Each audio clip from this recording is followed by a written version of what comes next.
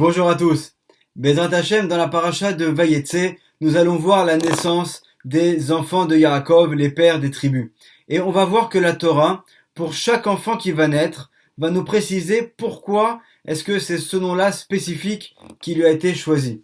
Et Bezrat Hashem, grâce aux enseignements du Ben Ishraï, on va essayer de comprendre un petit peu plus en profondeur ce que signifient donc les noms des enfants de Léa. Et en particulier, de son troisième fils qui s'appelle Lévi. Dans notre paracha, au chapitre 29, verset 34, la Torah nous dit la chose suivante. Vatar od vateled ben. Donc elle conçut encore et elle enfanta d'un garçon. Il s'agit bien sûr de Léa. Vatomer et elle dit Ata apaam. Maintenant, cette fois-ci, il avait ishi elai. Mon mari va m'accompagner. Il avait ishi. Il avait, c'est la même racine que Lévi. Qui a la tilo chez Banim, parce que donc je lui ai fait naître 3 garçons. Alken Karashemo Lévi. Et c'est donc la raison pour laquelle on l'a appelé Lévi. Et là, le Ben Ishraï va nous poser une question. Il nous dit ce que rapporte également Rashi sur le verset suivant. Les matriarches étaient des prophétesses.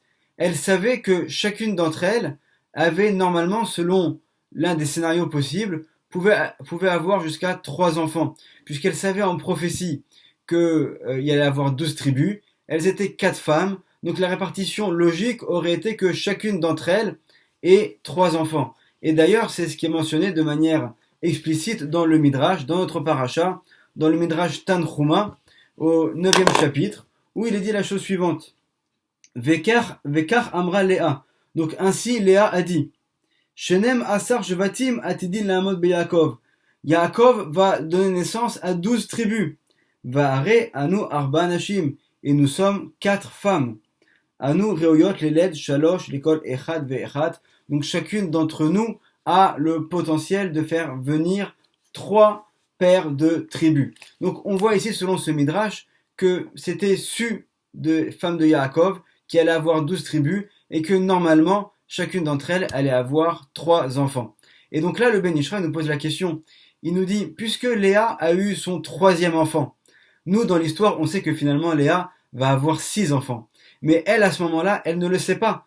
Elle a eu son 3e fils. Donc normalement, elle devrait comprendre que son mari Yaakov va être logiquement un petit peu moins avec elle et va plutôt aller vers ses autres femmes pour donner naissance aux autres enfants que elle ne pourra plus lui apporter normalement selon ce scénario. Donc comment se fait-il que lorsqu'elle va donner naissance à Lévi, elle va dire, grâce à ce 3e fils, mon mari va m'accompagner. Mais nous dit le Ben Ishraï, c'est le contraire. Normalement, elle aurait dû dire, puisque j'ai eu un 3e enfant, mon mari va s'éloigner de moi. Donc comment est-ce qu'on peut expliquer cette contradiction?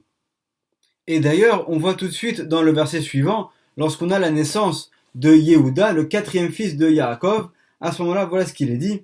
Vatar od, donc de nouveau elle conçut, Vateled ben, elle donne naissance à un garçon, Vatomer, et elle dit, à Paam, cette fois-ci, Odé et Hachem, je vais remercier Hachem.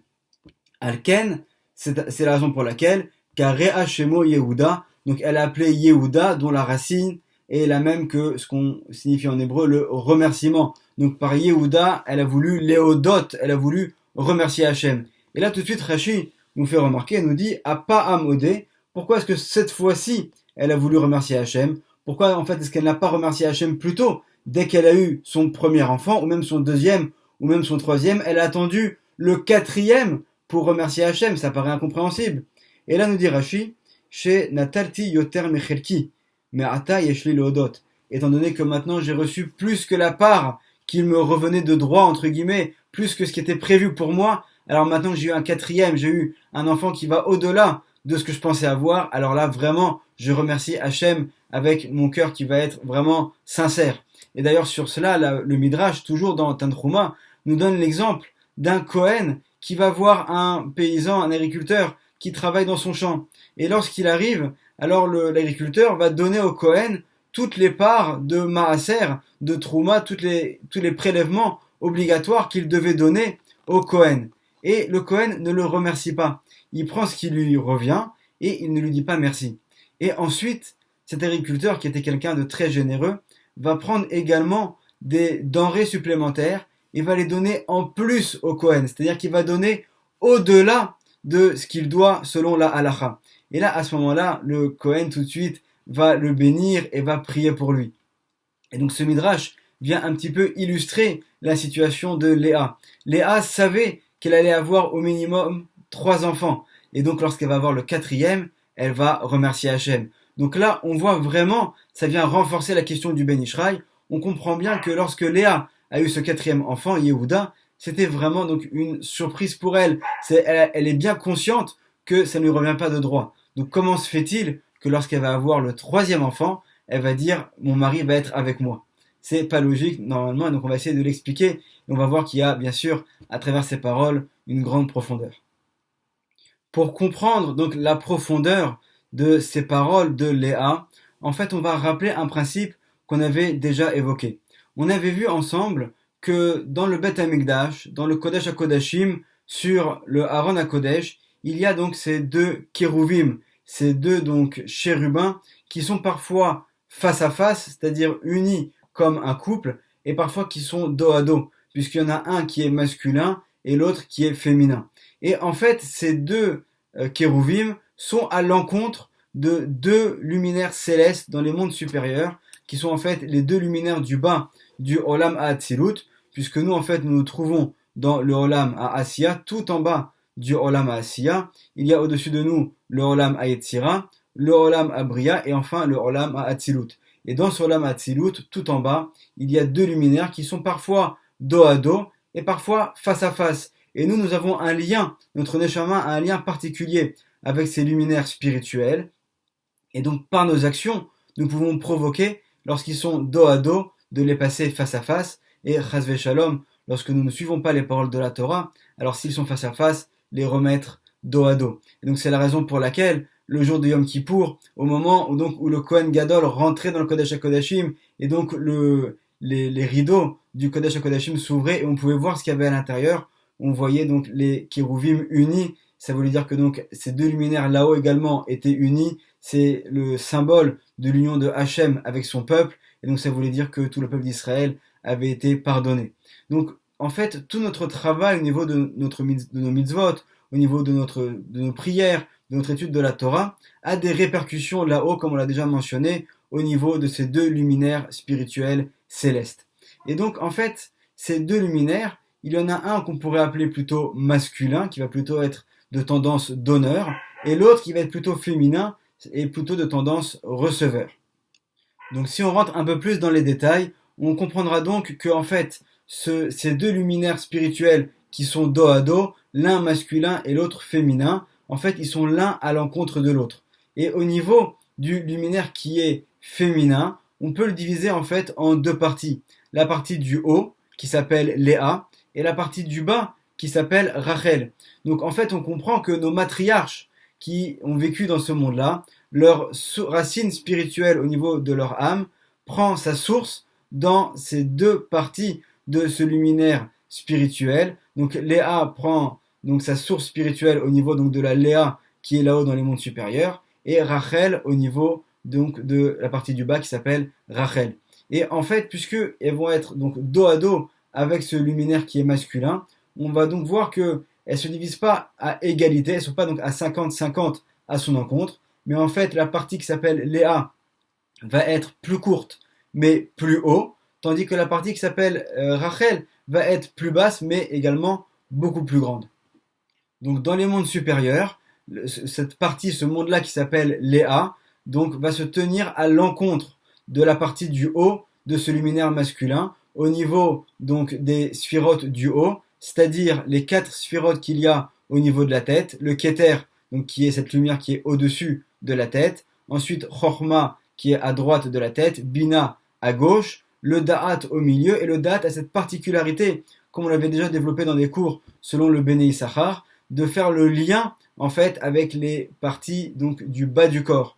Et ensuite, elle va se tenir aussi à l'encontre de ce qu'on appelle donc le Chesed, donc ce qui correspondrait chez nous au bras droit, à la Gvura, qui correspondrait chez nous au bras gauche, et seulement au tiers de la Tiferet, c'est-à-dire au tiers du corps lui-même. Et donc Léa, notre matriarche, connaît tous ces secrets des mondes supérieurs. Elle sait très bien d'où vient sa racine spirituelle là-haut. Et c'est la raison pour laquelle, à chaque fois qu'il va y avoir une naissance, elle saura exactement quelle est la force spirituelle qui lui a permis de donner naissance à cet enfant. Et donc, son premier enfant, ça va être Réhouven. Réhouven, il est à l'encontre du Chesed, ce qui est normal puisque en fait, Léa, là-haut, dans les mondes supérieurs, au niveau du Olam Hatzilut, elle se tient à l'encontre, comme on l'a dit, du Chesed, de celui qu'on appelle Zahir Anpin, qui est donc ce luminaire masculin. Donc, elle a donné un enfant, Réhouven, qui est à l'encontre du Chesed. Ensuite, il va y avoir Shimon. Shimon, lui, est à l'encontre de la Gvura. Et là aussi, puisque également Léa, là-haut dans les mondes supérieurs, est à l'encontre de la Gvura. Et ensuite va naître Lévi. Et Lévi, il est à l'encontre du Da'at. Or, le Da'at est une sphère, est une sphira très très particulière, puisque en fait le Da'at, il va être celui qui va permettre l'union entre les deux sphirotes de la tête, qui s'appellent Chorma et Bina, et lorsque ces deux sphirotes vont s'unir ensemble, elles vont faire descendre un Shefa, elles vont faire descendre un flux divin, et c'est grâce au Da'at que ce flux va descendre et va arriver ensuite aux sphirotes qui correspondent au corps. Et donc en fait le Da'at a cette possibilité de faire à la fois le lien en fait entre tout le monde. C'est la raison pour laquelle d'ailleurs dans la Torah, lorsqu'on nous dit Vayeda Adam et Travaishto, Adam a connu sa femme, on parle ici d'une union, puisque en fait le Da'at fait allusion à l'union. Et donc cette union-là, c'est l'union entre les sphirotes qu'il y a au niveau de la tête et celles qu'il y a au niveau du corps. Donc en fait, lorsque Léa va donner naissance à Lévi, elle sait que Lévi trouve sa source spirituelle au niveau du Da'at. Or, puisque le Da'at fait le lien entre les sphirotes du bas et les sphirotes du haut, donc elle sait que forcément, elle va donner encore naissance à d'autres enfants qui, eux, vont être à l'encontre des sphirotes qui se trouvent au niveau de la tête. Et c'est ce que nous explique ici le Ben Ishraï en rapportant les paroles de Rabbi Chaim Vital, l'élève du Harizal, dans son livre Sha'ar Apsukim sur cette paracha. Et donc, en fait, lorsqu'ensuite va naître Yehuda, Yehuda est à l'encontre de la Bina. Ensuite va naître Issachar, Issachar est à l'encontre de la Chochma. D'ailleurs, on ne sera pas étonné puisque Issachar, ça va être la tribu de ceux qui vont étudier la Torah. Ils sont donc à l'encontre de cette Chochma qui est également, on pourrait dire, la Chochma de la Torah. Et enfin va naître Zevulun, et Zevulun, lui, est à l'encontre du Keter, donc cette sphère la plus haute, qui est carrément cette lumière qui nous éclaire au-dessus de notre tête, et qui est en fait donc la source de toutes nos lumières intérieures, de notre Neshama qui se trouve à l'intérieur de notre corps.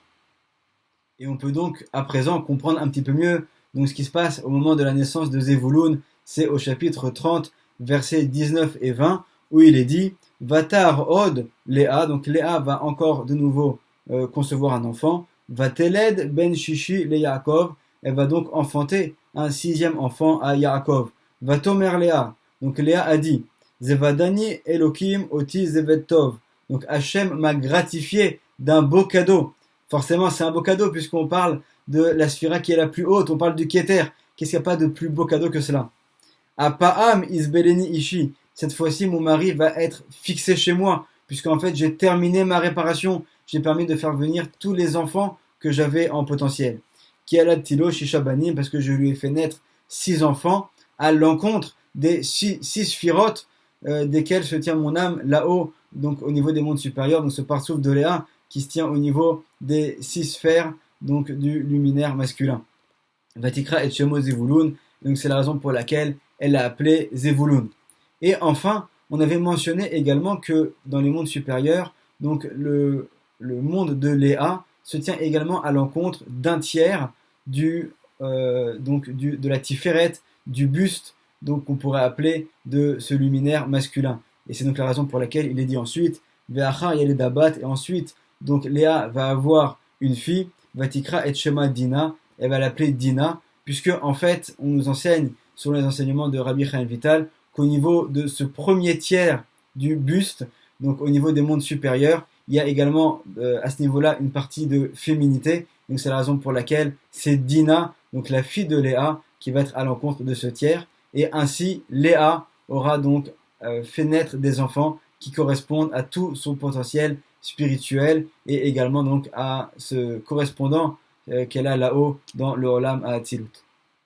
Baruch Hashem, grâce à ces enseignements magnifiques du Ben Ishraï, on comprend donc que tous ces événements qui sont mentionnés dans la Torah et en particulier dans ce livre de Bereshit font en fait allusion à des notions spirituelles extrêmement élevées. En fait, on comprend également que chacun des pères de tribu, on ne peut pas les comparer à des gens de notre époque. Ils ont en eux un potentiel, une force spirituelle qui est vraiment au-dessus de tout ce qu'on peut imaginer. Et donc, puisqu'ils tirent leur source dans ces mondes supérieurs. Et c'est la raison pour laquelle on verra également par la suite que même lorsque ces pères des tribus vont finalement vendre leur frère Yosef, et également dans cette vente, ils ont des intentions qui sont beaucoup plus profondes que de simples histoires de, entre guillemets, de gaminerie, de jalousie entre des frères qui ne supportent pas l'un de leurs frères qui fait des rêves ou qui a un petit peu cet enfant qui pourrait être préféré de leur père, et même cette relation particulière qu'il va y avoir entre Yosef et son père trouve également sa source dans les mondes spirituels là-haut, puisqu'en fait ils sont totalement imbriqués l'un avec l'autre au niveau de leurs âmes là-haut. Donc forcément, ici également dans ce monde bas, Yaakov ressent quelque chose de particulier avec son fils Yosef. Donc Bezrat Hashem, que nous puissions avoir le mérite de comprendre la profondeur des paroles de la Torah et que se réalise sur nous et sur tout le peuple d'Israël le verset du roi David qui dit Gal Einai ve'abita niflaot mitoratecha, ouvre mes yeux Hachem et que je puisse découvrir les merveilles de ta Torah. Et comme c'est rapporté dans les paroles de nos sages, que c'est grâce à l'étude des secrets de la Torah que nous mériterons très bientôt de voir la venue du Mashiach. Bimera, Beyamenu, Amen ve Amen, Shabbat Shalom.